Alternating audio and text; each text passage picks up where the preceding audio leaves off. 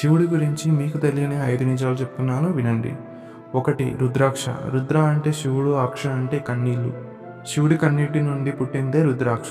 2. శివుడి మెడలో ఉండే వాసిక పాము 3 చుట్లు చుట్టుకొని ఉంటుంది. ఇది భూత, భవిష్యత్, వర్తమాన కాలాన్ని సూచిస్తుంది. 3. చెప్పబోయే ముందు మీ ఆయుష్ పెరగాలన్నా, మీ ఆరోగ్యం మంచిగా ఉండాలన్నా శివునికి ఎంతో నచ్చిన ఈ మంత్రాన్ని రోజు పఠించండి. ఓం త్రయంబకం యజామహే సుగంధిం పుష్టివర్ధనం పూర్వారుకం వందనం మృత్యుర్మోక్షమమృత. 3.